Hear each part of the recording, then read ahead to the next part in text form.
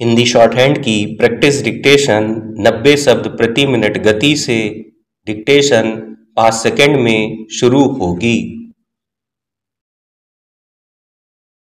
Start.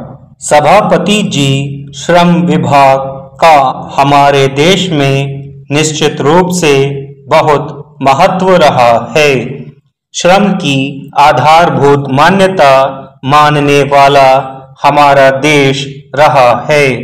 हमारे देश में विश्वकर्मा की पूजा होती है, इसलिए श्रम की महत्ता को जानना, श्रमिकों को न्यायोचित अधिकार देना हम सब का कर्तव्य है।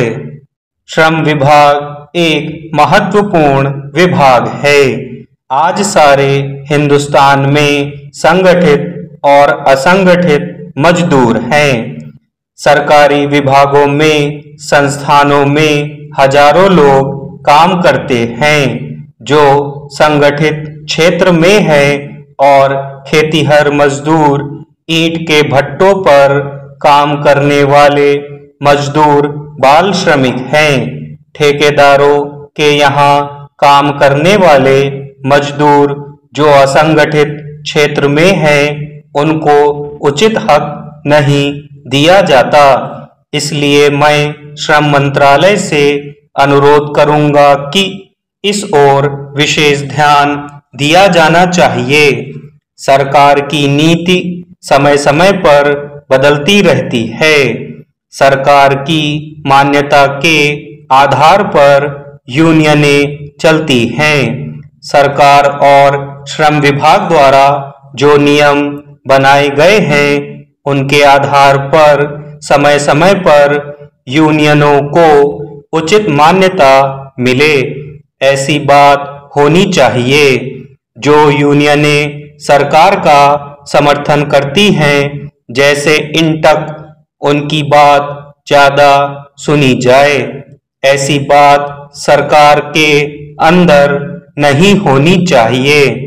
ऐसी अवस्था में औद्योगिक अशांति पैदा होती है, और ऐसी स्थितियां पैदा होती हैं जिनमें श्रम विभाग की मशीनरी ठीक से काम नहीं कर पाती। श्रम मंत्रालय के काम में अड़चने भी बहुत आती हैं।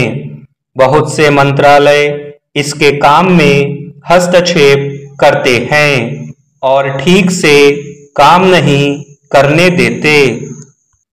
मुंबई की कपड़ा मिलों की हड़ताल के बारे में मैं बात नहीं करना चाहता, परंतु वस्तु स्थिति सरकार जानती है।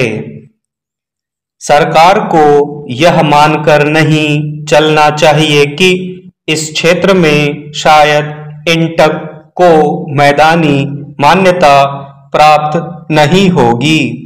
जिन लोगों को मान्यता प्राप्त नहीं भी है, उन सब लोगों को बुला करके उनके साथ बात करके उस उद्योग को चालू किया जा सके, इसकी कोशिश आपकी तरफ से होनी चाहिए। उत्पादन वर्ष में उत्पादन जारी रह सके, यह आपको सोचना चाहिए और इसके आपको उपाय करने चाहिए। उज्जैन में विनोद मिल बंद पड़ी है।